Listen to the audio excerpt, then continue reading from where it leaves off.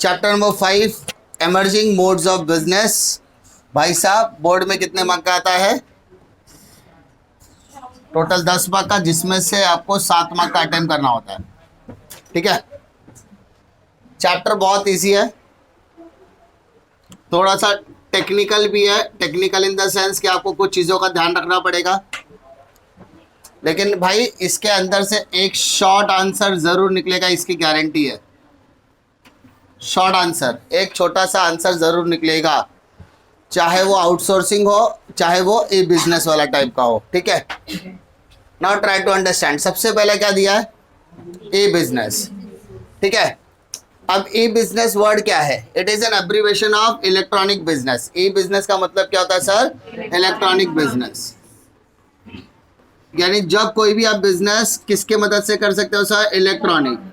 Electronic में आपका mobile भी आ सकता है, कंप्यूटर भी आ सकता है, लैपटॉप भी आ सकता है, आईपैड भी आ सकता है। जब आप अपना धंधा इलेक्ट्रॉनिक तरीके के ऊपर शिफ्ट करते हो तो उस बिजनेस को हम क्या बोलते हैं सर? ई बिजनेस बोलते हैं। Now it is conducting business via internet. यहाँ पर हम बिजनेस कैसे करते हैं सर? इंटरनेट की मदद से करते हैं। The concept is firstly coined bye IBM। IBM का फुल फॉर्म मालूम है किसी को? IBM का फुल फॉर्म होता है international business machine. International business machine. सबसे पहले इंटरनेशनल बिजनेस मशीन यानी IBM करके एक संस्था है जिसने सबसे पहले लोगों के घर घर में क्या पहुंचाने की कोशिश की थी? PC बोले तो पर्सनल कंप्यूटर। कोई भी प्रियंका चोपड़ा नहीं बोलेगा, पर्सनल कंप्यूटर पहुंचाने। नहीं तो बोले सर सबसे पहले IBM ने ना PC पहुंचाने की। तो जब PC, प्रियंका चोपड़ा, सबके घर में कोई भी नहीं आई थी, खोपड़ा। ठीक है, तो प्रियंका चोपड़ा नहीं है, वो पर्सनल कंप्यूटर। यानी IBM one of the largest company जो PC डिस्ट्रीब्यूशन में काम करती है। अब यहाँ पर the purpose was to provide buyers and seller a platform to buy up और सेल ऑन अ इंटरनेट। हम क्या करते हैं नॉर्मली? हम बाइंग एंड सेलिंग के लिए किसके ऊपर डिपेंडेंट होता है? मार्केट। बट यही प्लेटफॉर्म जब आपका किसके ऊपर हो जाए सर? इंटरनेट के ऊपर शिफ्ट हो जाए तो समझ जाना आप कहाँ पर आ गए सर? ई बिजनेस में आ गए। यानी ई बिजनेस आपको क्या प्रोवाइड करता है सर? एक प्लेटफॉर्म प्रोवाइड करता है जहां पर आप बाइंग एंड सेलिंग कर सकते हो। जैसे इसके अंदर स्कोप ऑफ ई बिजनेस में सबसे पहला स्कोप क्या है? एक बिजनेस दूसरे बिजनेस से क्या कर रहा है? हाथ मिला रहा है। तब इस तरीके के बिजनेस को हम क्या बोलेंगे? B2B business.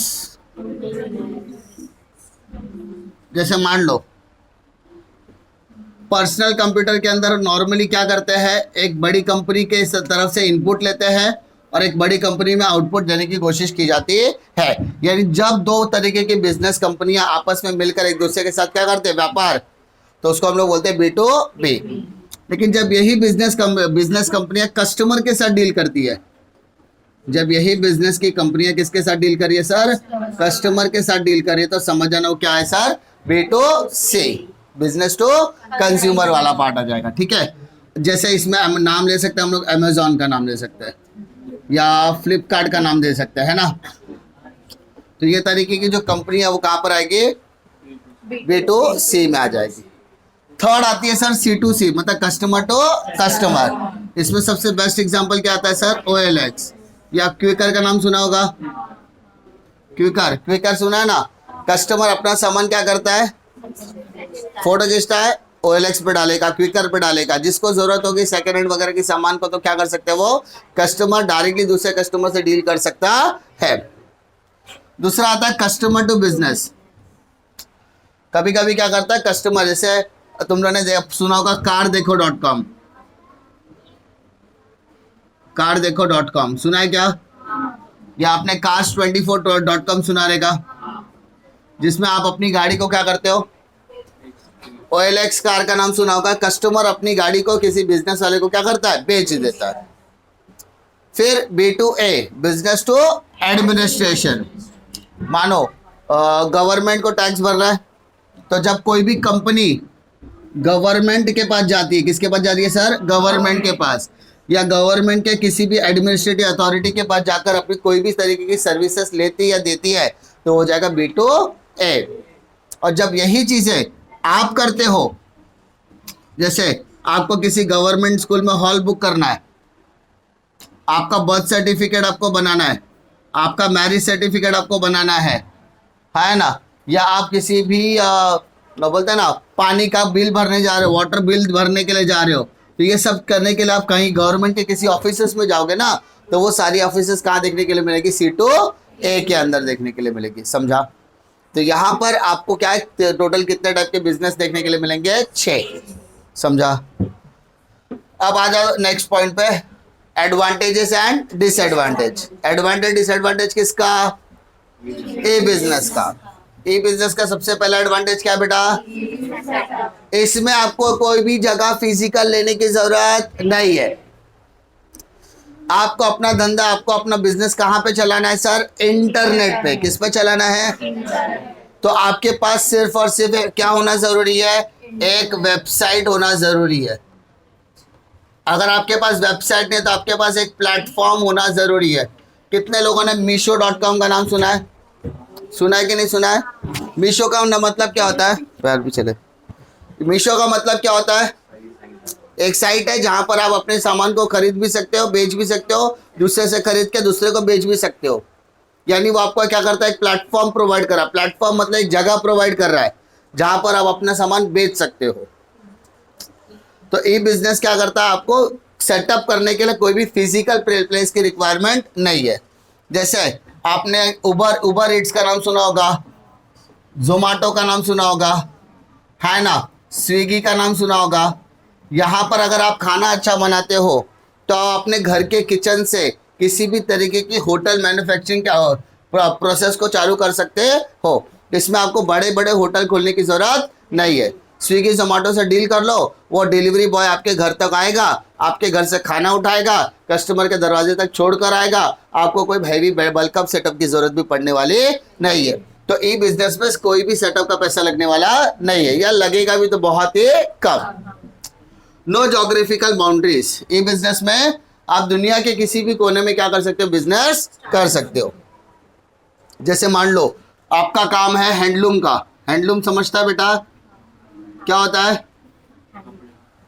कपड़ा ना, कपड़ा बुनने का काम है, या कपड़ों पर डिजाइनिंग का काम है, या आप मिट्टी के बर्तन बनाने का काम करते हो।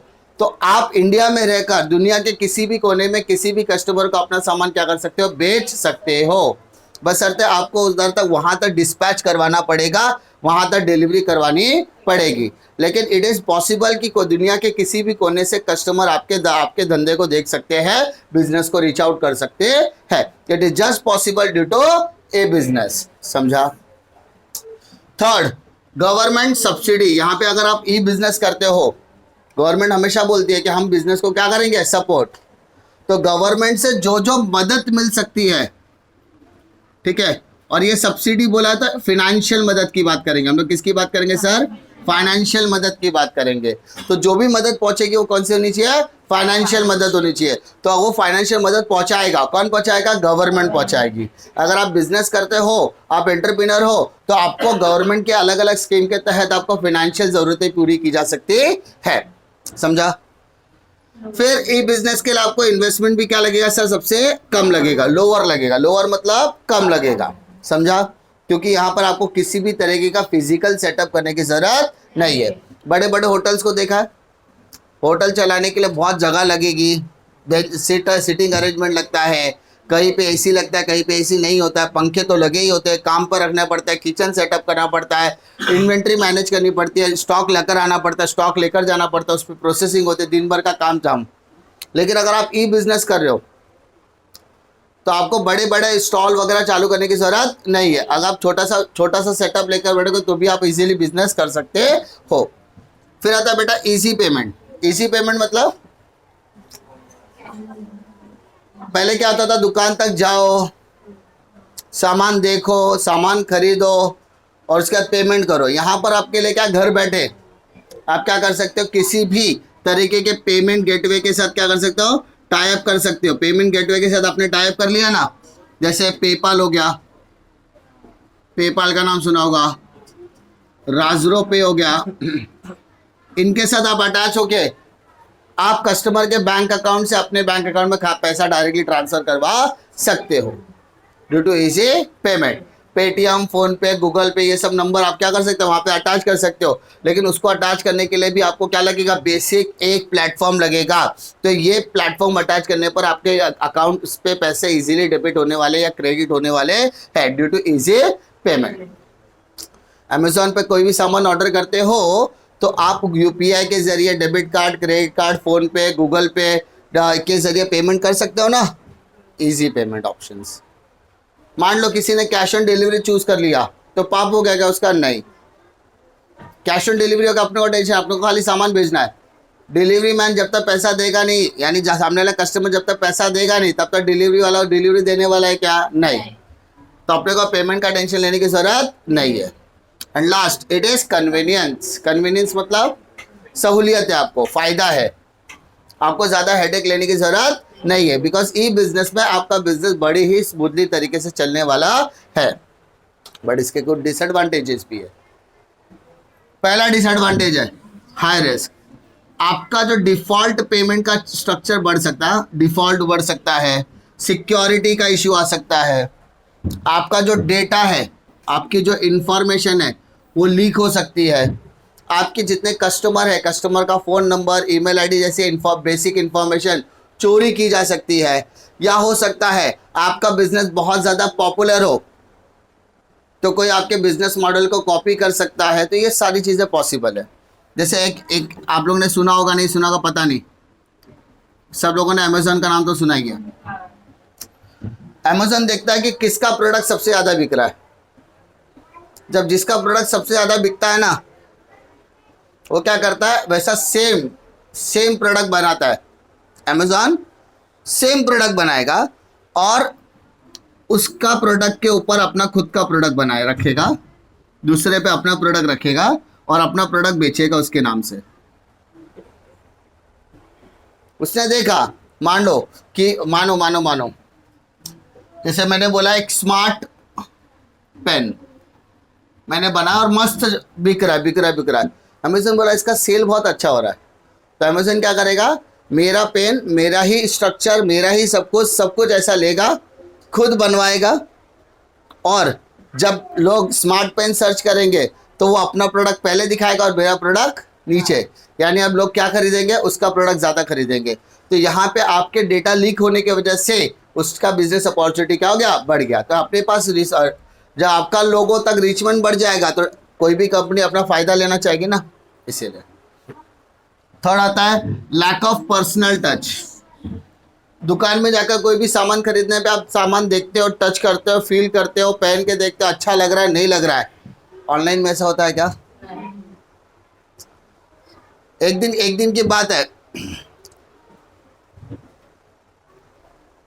मन्नू है ना, मन्नू, हाँ, ये क्या करे, अमेजोन पे उसने एक ड्रेस देखा, अरे बहुत अच्छा ड्रेस है, ऐसा सब उसको लगा कि बहुत अच्छा ड्रेस है, उसने ऑर्डर कर दिया मात्र 499 में।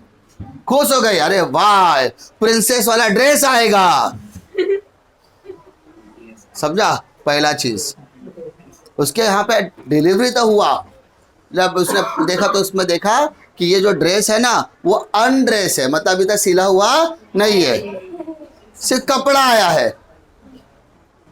होता है 99% लड़कियां ऐसी ही फंसती है अमेजोन पे, ड्रेस सिल के नहीं आता, वो खाली कपड़ा आता है। चलो ठीक है, एक होगा ये तरीके का कि आपको दिखाया था एक मॉडल रहते हैं ऐसा फोटो खिंचा के डालते हैं ना, तो आपको लगता है मस्त ड्रेस है, एकदम रॉपची के, ले लेना चाहिए 499 में। घर में आता है डिलीवरी, अरे वाह, वैसा मम्मी मैंने ड्रेस मंगाया, मम्मी ने बेटा खोल के दिखा, कैसे खोल के दिखा, ये तो कपड़ा है बे, सिलवाना कहाँ से? टेलर के पास जाके वापस से 700 रुपया दो और पूरा सिलवा के लो। तो ये भी क्या एक तरीके का पर्सनल टच नहीं है ना। अरे दुकान में जाके दुकान वाला को बोलते हैं तो दुकान वाला दिखाता कपड़ा देखते हैं, अरे भैया ये तो सिला हुआ नहीं है, ये बहनी जी तो फोटोआ में लग गया है, वो तो कपड़ा पहनी हुई है, ये तुम तो मेरे को अगर सिखा कपड़ा।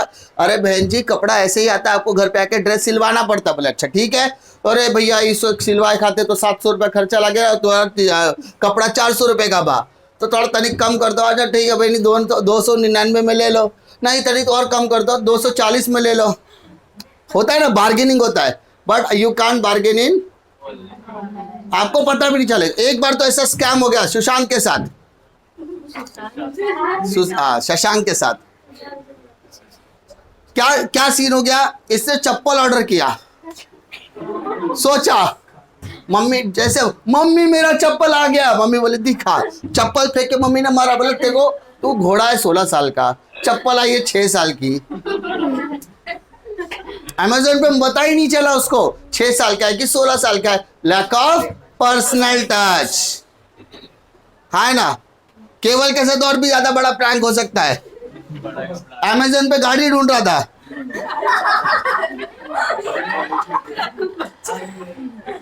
हाँ हो सकता है भाई, ऐसा हो सकता है, समझ गया ना आगे की स्टोरी। चलेगा, ठीक है। उसके बाद गवर्नमेंट इंटरफेरेंस, बहुत ज्यादा समय पर ऐसा देखा जा सकता है कि किसी वेबसाइट वगैरह होते हैं जैसे टिकटॉक वगैरह, ऑनलाइन बिजनेस है, ultimately he is doing the business. TikTok हो गया, जैसे बड़ी बड़ी जो कंपनियां वेबसाइट पे लेकर बैठे ही रहते हैं, वो अल्टीमेटली बिजनेस करने के लिए आई है। लेकिन गवर्नमेंट का कभी कभी ज्यादा इंटरफेरेंस होने की वजह से ई बिजनेस करना बहुत ज्यादा डिफिकल्ट भी हो सकता है। जैसे कितने प्रतिशत लोगों ने सुना रैपिडो का नाम, और कितने प्रतिशत लोगों को पता है फिलहाल 10 दिन के लिए वो बैन है पूरे मुंबई में, बिकॉज रैपिडो के मोस्ट ऑफ द ड्राइवर्स को जंप करते हुए, यानी सिग्नल जंप करते हुए पकड़ा गया है। तो रैपिडो को फिलहाल मुंबई जैसे शहरों में 10 दिन के लिए बैन किया गया है। Ultimately what is doing the Rapido, Rapido is doing the E business. बेचारी मंजू वहां खड़ी रहती है, मेरा अभी रैपिडो वाला आएगा मेरे को घर तक पहुंचाएगा, बेचारी 10 दिन उसको पैदल चलना पड़ेगा। अनस बोलेगा मैं बेचारा कुरला से लेके यहाँ तक कैसे आएगा, तो कोई बात नहीं बेटा, पैदल चल के आ जा, बस पकड़ के आ जा, लेकिन देखो आना तो पड़ेगा, है ना। क्योंकि आप क्या इस्तेमाल करो, एप्लीकेशन इस्तेमाल करो, एप्लीकेशन का ही बिजनेस है। तो अगर गवर्नमेंट उसमें बार बार इंटरफेयर करती है तो कहीं ना कहीं आपको बिजनेस करना खतरा, बोलते हैं ना, मुश्किल हो सकती है। क्लियर है क्या, इस बिजनेस का एडवांटेज डिसएडवांटेज समझ में आया क्या। नेक्स्ट क्वेश्चन की तरफ आते हैं। क्या है ये, सुना है नाम, क्या होता है बेटे, जो आप करते हो online transaction with the other platform, Amazon, Flipkart, Meesho, Swiggy, Zomato, Rapido, Uber, Ola, और कहां से पेमेंट करते हो बेटा, और किसके लिए पेमेंट करते हो, पेटीएम, गूगल पे, फोन पे, ये सब क्या अल्टीमेटली क्या है, ऑनलाइन ट्रांजैक्शंस के लिए बने ना। तो अगर आप ऑनलाइन ट्रांजैक्शन करते हो तो ये इसके लिए आपको सबसे ज्यादा किसकी जरूरत है। कोई है माइका लल्ली, माइकी लल्ली जो बोलते बिना इंटरनेट के मैं ट्रांजैक्शन करके दिखाऊंगी। इंटरनेट के अंदर वाईफाई भी आ गया बेटी, वही ना, मैं बस सुना, मैं बोला विदाउट, बोलते वाईफाई पे बंद करके दिखा भी, हाँ नहीं। तो जब आप कोई भी ट्रांजैक्शन, किसी भी तरीके का लेन देन, किसी भी तरीके का क्या लेन देन आप किसके थ्रू कर रहे हो, इंटरनेट या वाईफाई के थ्रू कर रहे हो, तो उसको क्या बोलेंगे सर, ऑनलाइन। वाईफाई और नेट बंद कर दो तो आपको व्हाट्सएप चलेगा, तो बेटा ऑनलाइन नहीं दिखाएगा ना वहां पे। Common sense, common sense is that sense which is find in a common person only. हाँ, लोगों ने कहा है इंसान को 6 सेंस होते हैं, 6 सेंस, सुना है कि नहीं, मैं बोलता 8 होते हैं। 6 सेंस, एक होता है कॉमन सेंस, एक होता है नॉन सेंस। जो 6 के पहले आते हैं वो कॉमन, 6 के बाद आते हैं वो नॉन सेंस। बोलते हैं इंटरनेट, वाईफाई, अरे online transaction occur when the process of buying and selling goods and services takes through internet. आप मुझे साक्षात देख पा रहे हो, आप मुझे इंटरनेट के थ्रू देख पा रहे हो, वीडियो के थ्रू देख पा रहे हो, एप्लीकेशन के थ्रू देख पा रहे हो। दुनिया के किसी भी कोने में बैठा हुआ बंदा पढ़ सकता है जस्ट बिकॉज ऑफ इंटरनेट। ये ऑनलाइन जा रहे हैं, लेकिन अगर वहां पर मतलब buying and selling of goods और सर्विसेज हो रहा है, मतलब मैं गुड्स बेचा या कोई सर्विसेज बेचा, उसके लिए मैं आपसे पैसे ले रहा हूं, फॉर दैट वो क्या हो गया, ऑनलाइन ट्रांजैक्शन। जब तक मैं फ्री सर्विसेज दे रहा हूं तब तक वो ट्रांजैक्शन नहीं कहलाएगा, क्योंकि यहाँ पे बाइंग एंड सेलिंग हो ही नहीं रही है ना। We are providing the service at a free of cost. But अगर मैंने यही चीज एप्लीकेशन के थ्रू की, कि एप्लीकेशन में मैंने वीडियोस डाल दिए, मैंने बोला जो कोर्स बाय करेगा वही बंदा क्या करेगा, मेरी टीचिंग एंजॉय कर पाएगा, तो वो हो जाएगी ऑनलाइन ट्रांजैक्शन। उसके लिए सबसे पहला प्रोसीजर क्या बेटा, रजिस्ट्रेशन में आपका नाम, धाम, काम। नाम मतलब आपका पूरा नाम लिखना पड़ेगा, धाम मतलब आपका एड्रेस आएगा, काम मतलब आप क्या स्टूडेंट हो, पेरेंट्स हो, जो भी है, आपका कहाँ पे काम करते हो सब लिखना पड़ेगा। आपका फ़ोन नंबर, आपका मोबाइल नंबर आएगा वहाँ पर, उसके बाद ईमेल आईडी आएगा, बेसिक और इन्फॉर्मेशन आएगी। अगर आप फिनेंशियल ट्रांजेक्शन्स कर रहे हो गूगल पे, फ़ोन पे जैसे एप्लीकेशन पे एक्सेस कर रहे हो, तो वहाँ पर सबसे इम्पोर्टेंट आपको माना जाएगा आपका pan number, permanent account number, pan card मांगा जाता है फॉर केवाईसी पर्पस। केवाईसी मतलब नो योर कस्टमर। रजिस्ट्रेशन, उसके बाद ही आपका सारी चीजें ट्रांजैक्शन हो सकती है। दूसरा है ऑनलाइन ट्रांजैक्शन में दूसरा चीज क्या, प्लेसिंग एन ऑर्डर। रजिस्ट्रेशन करने के बाद आप कोई भी प्रोडक्ट चूज करते हो, चूज करने के बाद आप क्या कर सकते हो, ऑर्डर प्लेस कर सकते हो।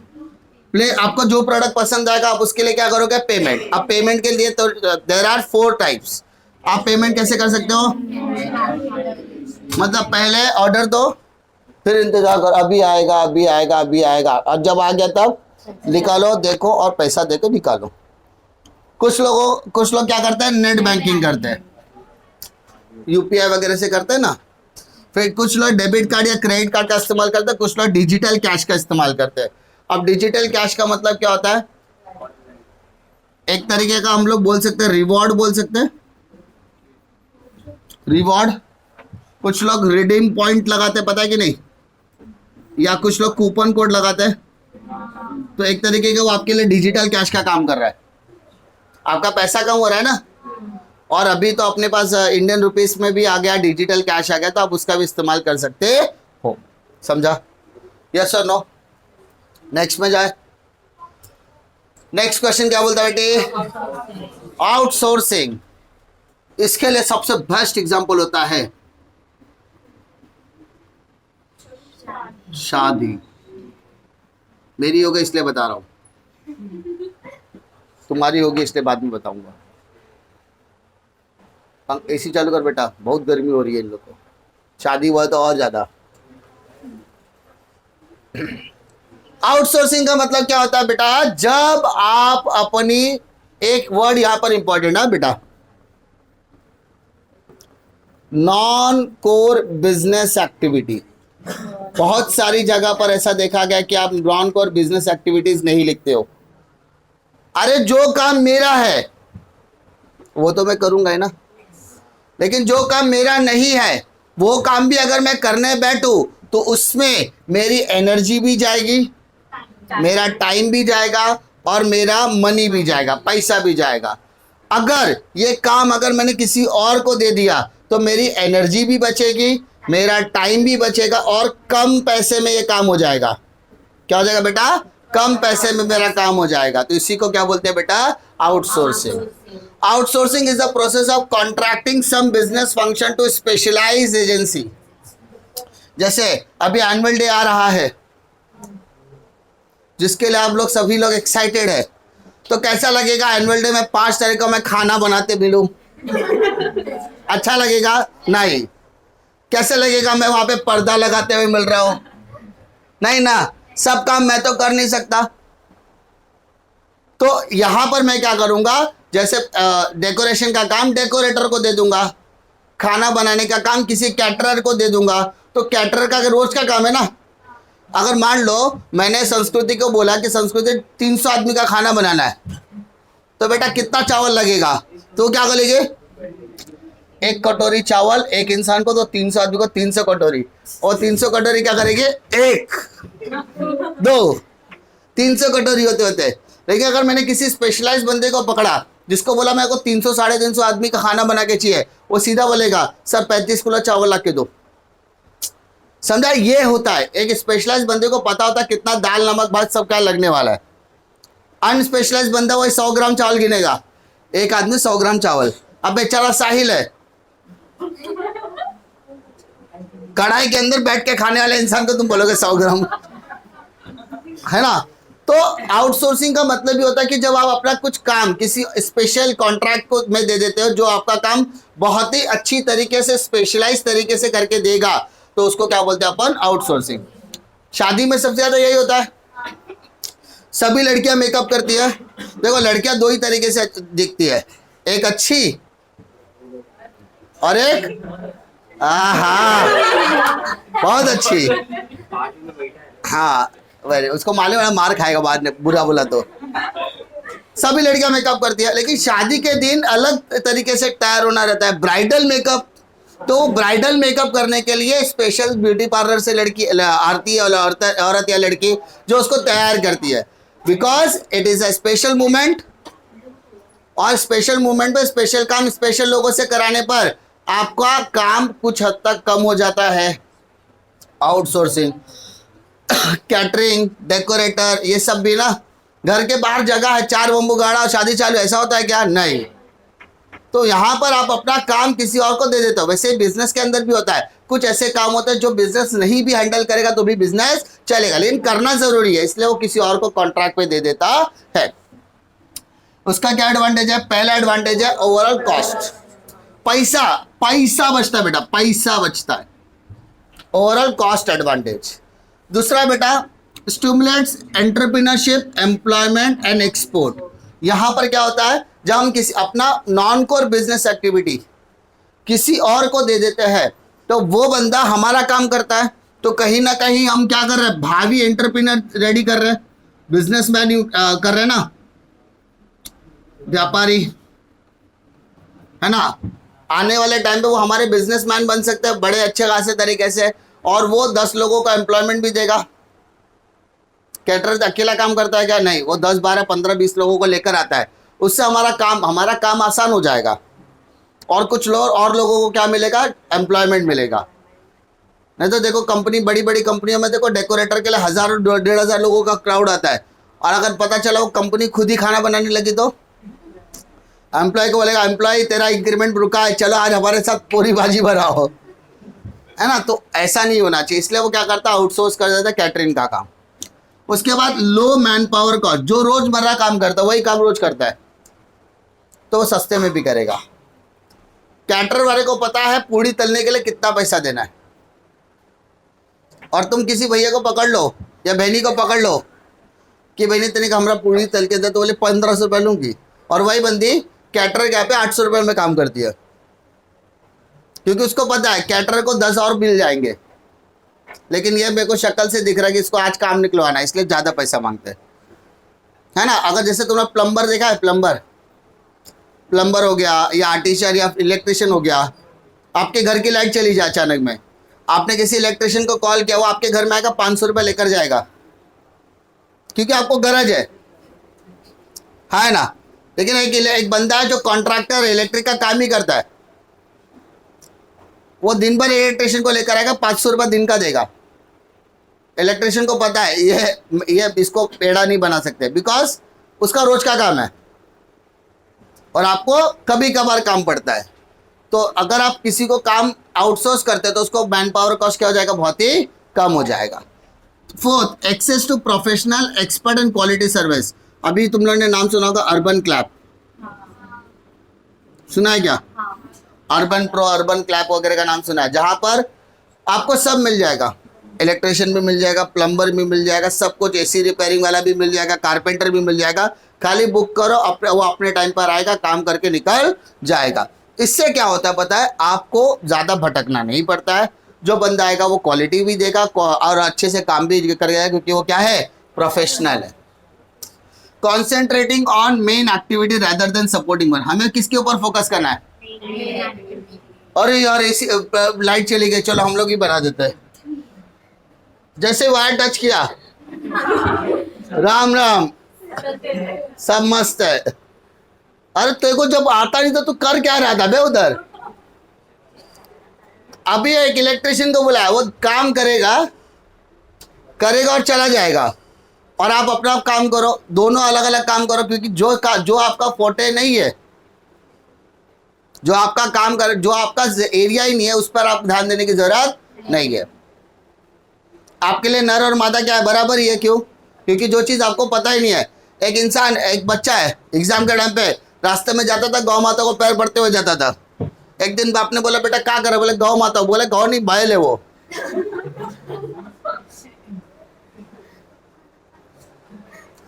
गाय नहीं, वो क्या है? बैल है।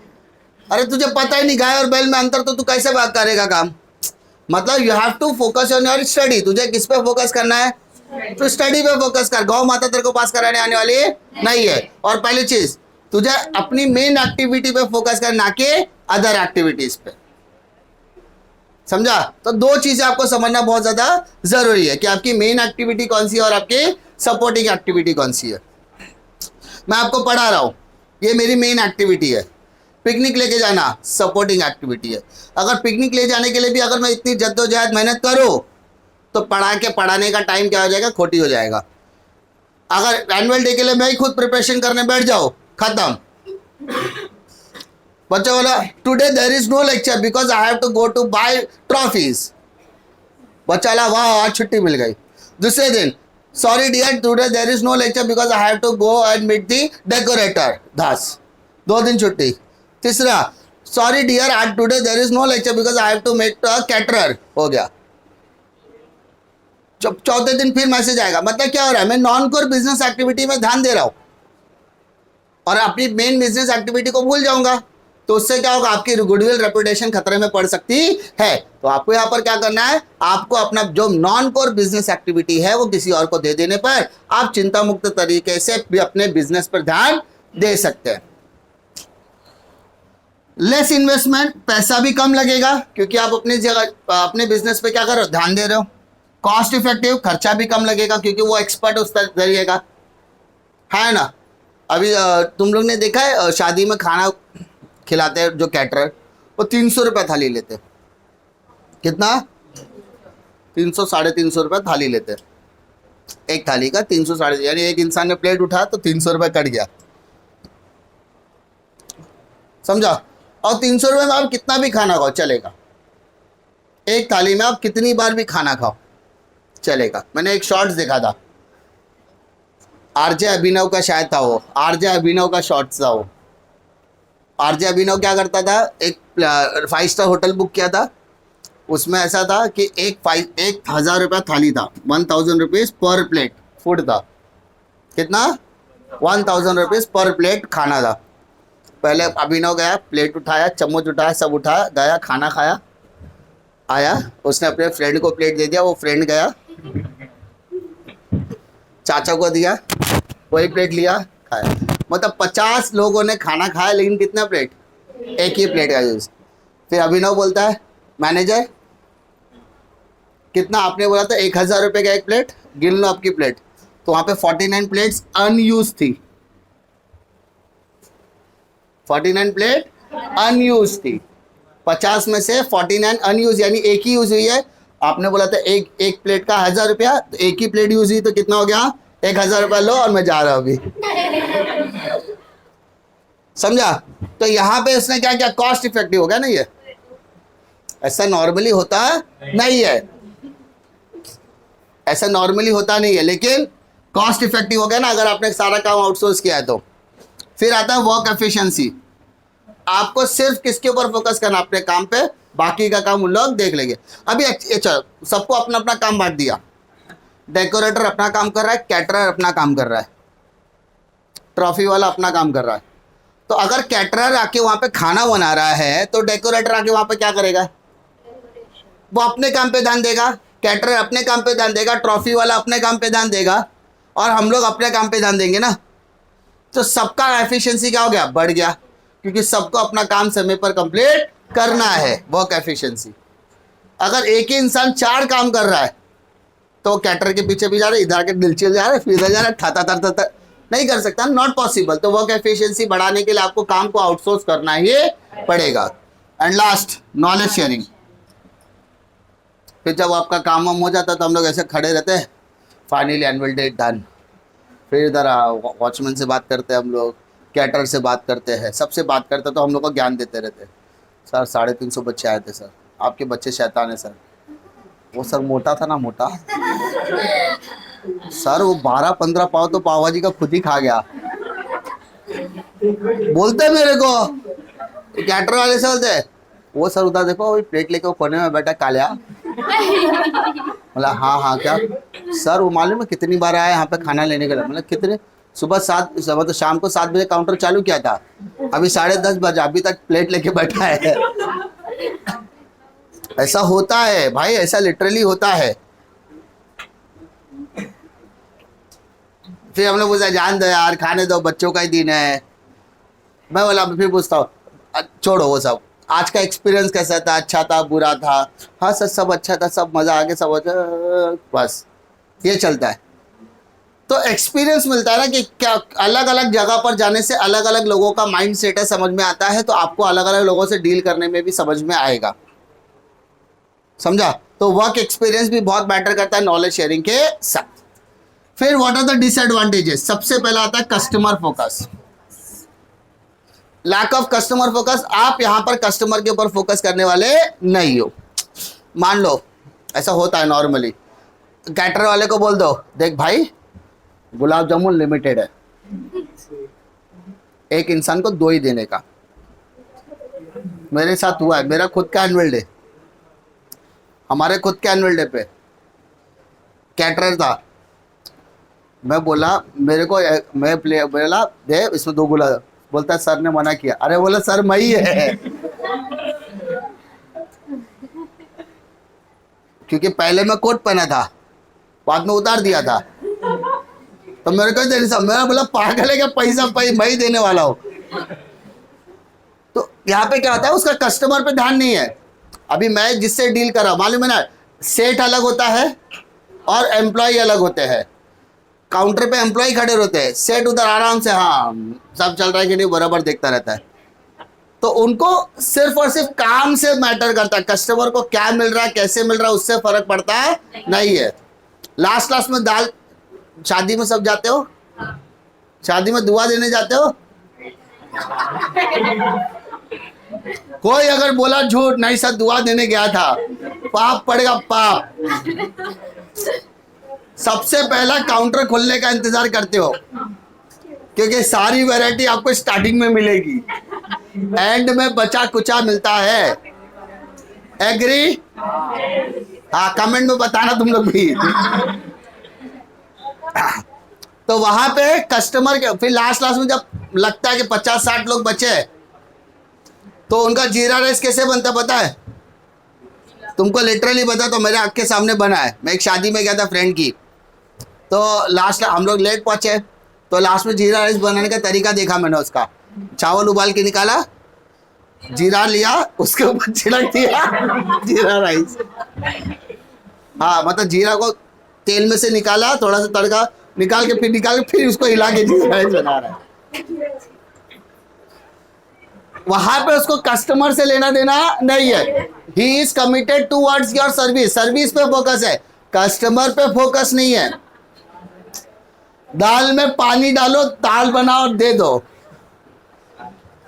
फिर आता है a threat to security and confidentiality. ये वाला पार्ट है ना, बहुत इंपॉर्टेंट है। एक कॉलेज के साथ हो चुका है जिसका नाम है NM, पार्ला वाला NM है, उसका NMIMS करके इंस्टीट्यूट है मैनेजमेंट स्टडी का, जिसमें MBA के कोर्सेज वगैरह होते हैं।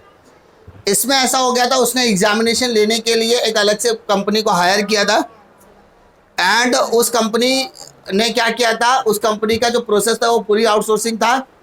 तो एग्जामिनेशन लेना और रिजल्ट डिस्प्ले करने का कार्यक्रम उनके पास था, बट एग्जाम के बाद जो GD राउंड होता है, ग्रुप डिस्कशन राउंड और पर्सनल इंटरव्यू, वो NM अपने प्रीमाइसेस पे रखता था। तो जो एग्जामिनेशन वाला पार्ट उन्होंने क्या किया था, बाहर किया था ना, उसका लोगों ने फ़ायदा उठाकर फेक तरीके से NMIMS में उन्होंने क्या किया था, एनरोलमेंट लिया था, मतलब डोनेशन स्कैम वगैरह करके। तो अगर आप काम अपने दूसरे को आउटसोर्स करते हो तो देयर इज अ पॉसिबिलिटी आपकी सिक्योरिटी और कॉन्फिडेंशियलिटी खतरे में पड़ सकती है। पड़ेगी ऐसा जरूरी नहीं, लेकिन पड़ सकती है।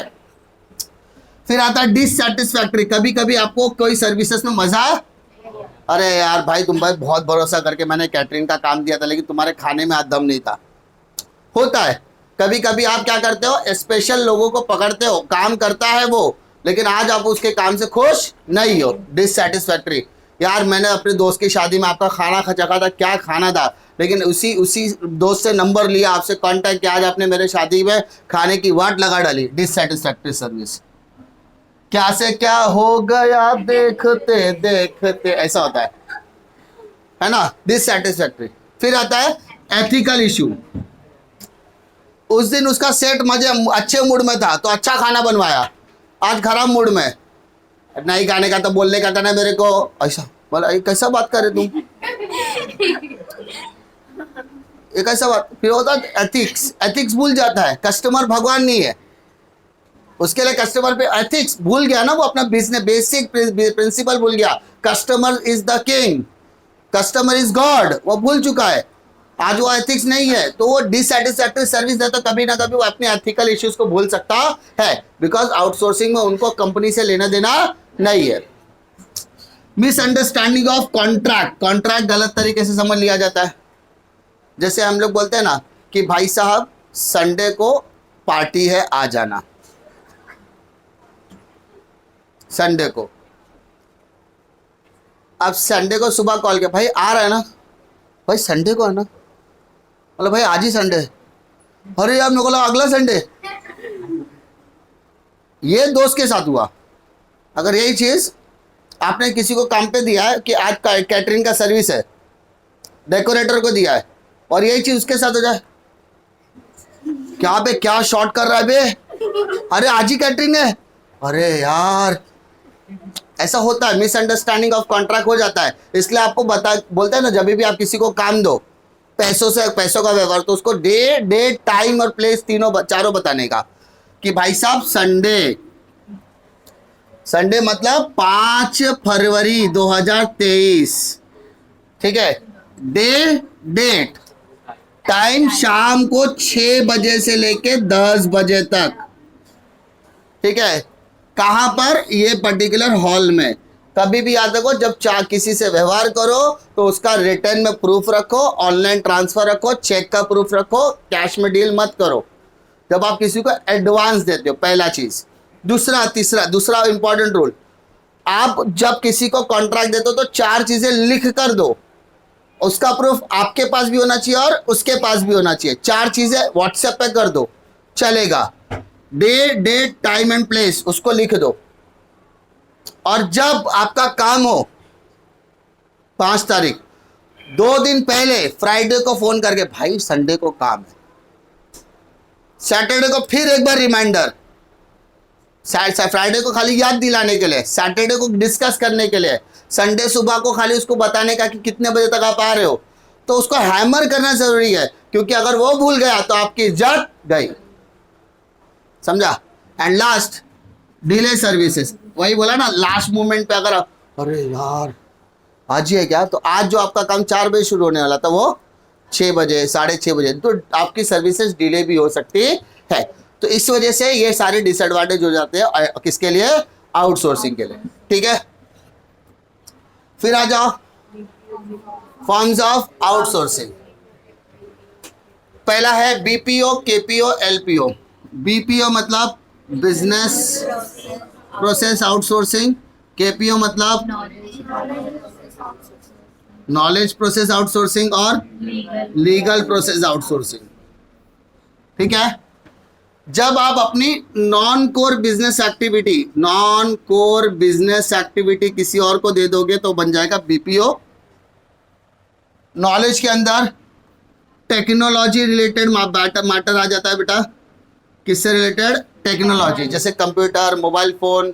आपका मोबाइल हैंग होने लगा है, फोन करोगे, है ना, आपका कंप्यूटर हैंग होने लगा, लैपटॉप हैंग होने लगा है, कुछ इश्यू आ गया, तो टेक्नोलॉजी रिलेटेड जब आप किसी को कॉल करके अपनी बातें बताते हो सर्विस सेंटर में, तो वो नॉलेज प्रोसेस आउटसोर्सिंग किया जाएगा। और जब यही चीज लीगल मैटर में चली जाती है, लॉ, तो कहां पर आ जाएगा? एलपीओ में। ये तीन चीजें का कॉन्सेप्ट आपके लिए इंपॉर्टेंट है, इसका डिफाइन कर लेना और इसका एक डिस्टिंग्विश बिटवीन आता है ना, एक बार उसको रीड जरूर कर लेना। समझा क्या? ये सिर्फ आपको कॉन्सेप्ट समझने के लिए। आप लोगों ने कॉल सेंटर्स के नाम सुने हैं क्या? कॉल सेंटर बड़ा, अमेरिका में जैसे कोई कंपनी स्टैब्लिश होती है, तो कोई भी तरीके की अमेरिकन कंपनी है या ऑस्ट्रेलियन कंपनी है, तो उसका एक call centre India, Pakistan, Bangladesh, Philippine जैसे देशों में होता है। क्यों पता है? या श्रीलंका जैसे देशों में होता है, क्योंकि यहाँ का लेबर क्या है?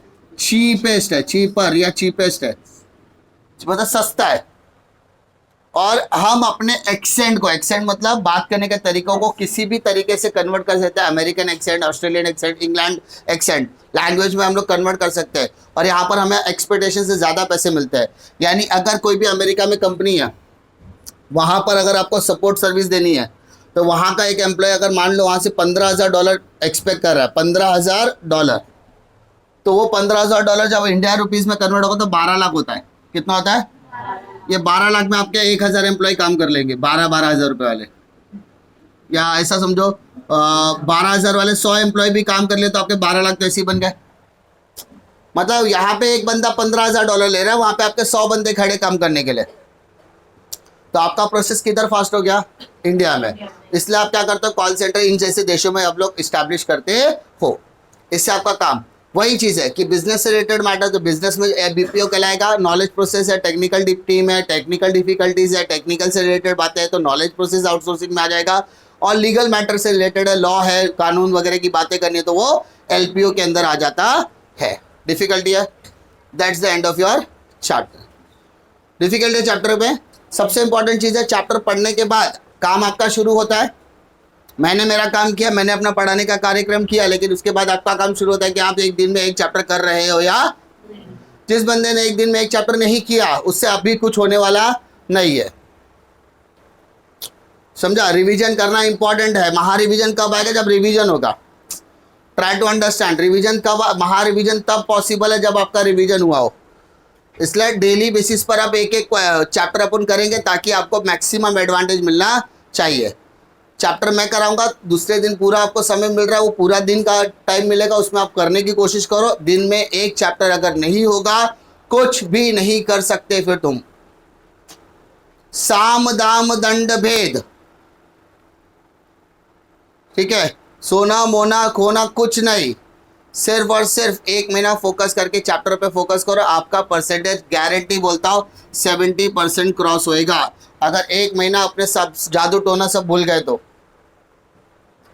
जो अभी भी लगा है फोन में, इंस्टा में लगो। मैंने क्या बोला? हर बार कहा है, बार बार कहा है। इंस्टा, फेसबुक, ये अपना यूट्यूब वगैरह पे मरने का कब जब आपको क्या मिले? पैसा। अगर आप टाइम पास करने के लिए यूज़ करो तो आप सबसे बड़ी गलती कर रहे हो। और अभी टाइम नहीं है। आज तारीख कितना है?